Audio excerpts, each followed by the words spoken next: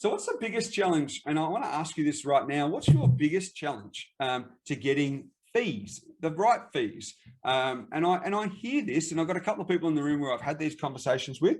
So what's the biggest challenge in being able to get full fees? And when I'm talking about full fees, if your area is a 6%, then 6. If your area is a 5, then 5.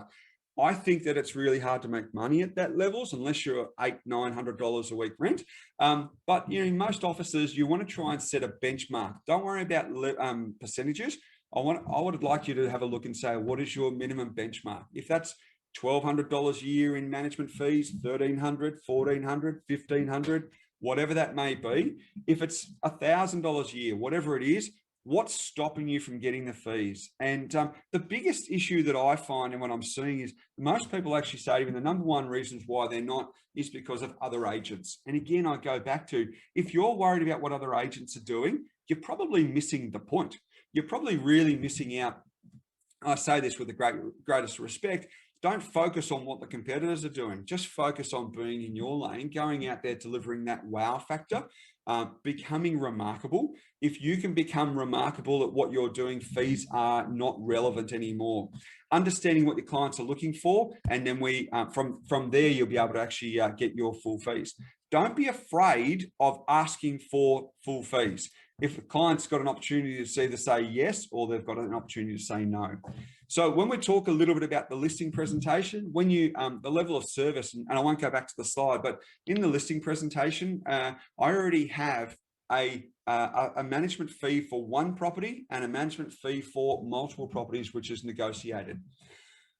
The reasons why we do that is because in the listing presentation, here's our first opportunity to ask for referrals in the listing presentation. So if a client says to you, will you do a reduced fee? You say, yeah, sure, absolutely. We've got a fee here for multi-owners. Do you have more than one property that you can bring across? Now, the client's going to either say yes or no. Now, often a client will have multiple properties that they may be able to bring across, but you don't want to bring across all properties. But there might be a situation where the client says, no, I don't. I've only got one property. So then what you do is you then go down and say, well, you can, if you can make an introduction to 3 or 4 or 5 others, if we can go through and we can bring them all on, then we'll give you all the reduced discounted fees. So this is the thing what I'm saying. So from day dot, don't be afraid. If you've got a wow factor, you're delivering the right services, do not be afraid in being able to offer go for the full fees. Come back to this slide. I want to just give you an opportunity to have a look at some of these images. I like this little fellow down here. The little this looks like a landlord that's done his own repair work. He seems pretty proud of himself, where he's gone and just so you can actually charge your phone whilst you're in the shower. I like that idea. But property management's tough. It's a really, really tough gig. But what we do is we end up making it tougher because we go out there and we undervalue our fees. We undervalue the fees to the point where we then can't afford to then be able to offer the services that we want or hire enough staff and those sorts of things. So what I want you to do now is just I want to go through and do a breakup of what the issue is with actually reducing your fees. For some people, they actually don't necessarily know how to work out what your value is, and I'm working on different multipliers. So let's just use the example here of a $500 a week property. So the property becomes irrelevant here. The rental price becomes irrelevant. So if we've gone in at $500 at 5%, and of course these are net fees, 5% versus $500 at 7% over here on the right-hand side. What we end up with is $500 at 5%. The management fees per annum is $1,300. Now, if you're at 5%, you're probably offering, you've probably gone in lower on other fees as well, some ancillary fees. So what I've done is I've been a little bit cheeky here and I've used a multiplying value of around 2.5 times.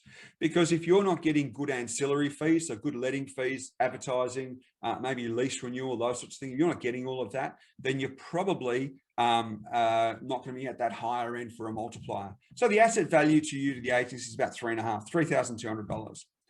Conversely, if you're on the other side where you're looking at $500 and over here, what you've got then is at 7% or more, the management fee is $1,800, and you're probably, if you're at 7%, you're probably getting all those other fees as well. Multiplier of 3.5 times. Again, that's at the top end. But if you're organized, 3.5 is okay. If you're not, maybe 3 thereabouts. So the difference is 6,300. Exactly the same property is $3,000 worth of asset. How does that impact you? Impacts your value significantly. Imagine you had 100 of these sitting inside your portfolio. So the value could be double for the same amount of properties. And this is what I want to make sure that people really understand. Make sure your service is really good, and that service starts from the very first phone call, the very first Google review, the very first opportunity on your website, the very first, whether you've got a chat bot, whether you've got information on your website is your first tick of your 100-day journey. And if your journey is not, if it's not there, if there's not good services on there, if there's not good information, people are just going to keep moving on. So don't worry about it. Make sure you're selling the benefits. That's what's most important in through to here.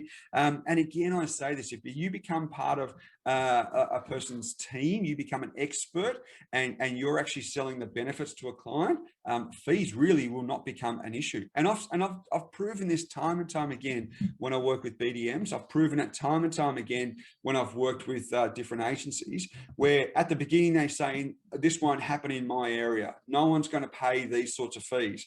Over time, where the staff then become familiar, they become comfortable, and we get a little bit of spunk about us. We think, no, hang on, we're delivering a great level of service. We're really doing above and beyond what everyone else is doing. So why shouldn't we charge those higher fees? And the resistance from the clients in most instances is not high. And that's the thing which is most important. People don't mind what you do as long as they understand why you're doing it. So when you're going through your listing presentation, what is it that you do? I opened up from the beginning, what sets you apart?